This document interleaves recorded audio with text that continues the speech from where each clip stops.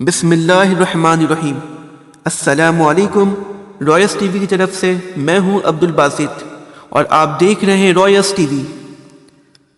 امید کرتا ہوں آپ سب جہاں بھی ہوں گے خیریت سے ہوں گے۔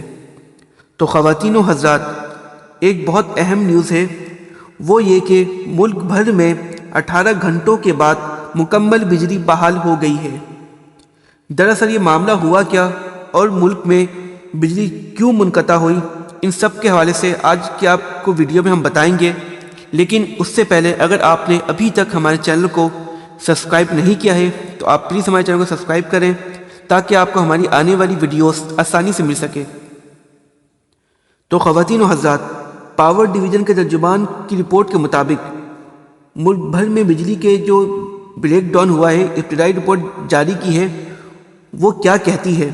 ابتدائی رپورٹ کے مطابق گڈو میں تقریباً 11:41 یعنی 11:41 PM پر فالٹ پیدا ہوا، جس کی وجہ سے ملک کی ہائی ٹرانسمیشن میں ٹرپنگ ہوئی اور 1 سیکنڈ سے بھی کم وقت میں سسٹم کی فریکوینسی 50 سے 0 پر آ گئی، یعنی کہ سسٹم کی فریکوینسی 50 سے 0 پر ہو گئی اور سسٹم کی فریکوینسی ڈاؤن ہونے کی وجہ سے پوری انرجی ختم ہو گئی، جو پاور اس میں سے پاس ہو رہی تھی وہ 0 ہو گئی۔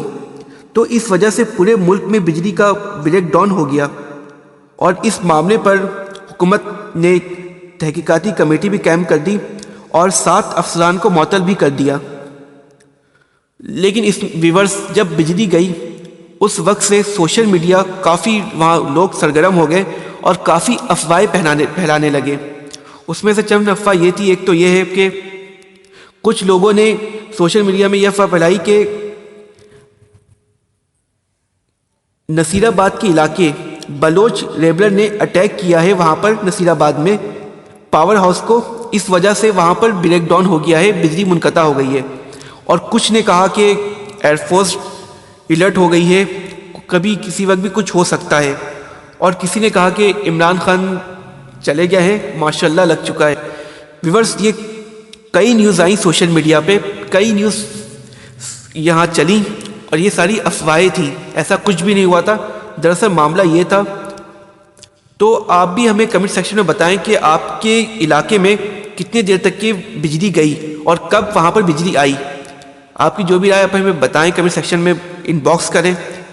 تو آپ کو اگر ہمیں ویڈیو اچھی لگی ہو تو آپ اسے ضرور سبسکرائب کریں اور لائک بھی کریں، اور تاکہ آپ کو ہماری آنے والی ویڈیوز بھی آسانی سے مل سکے۔ Thank you so much.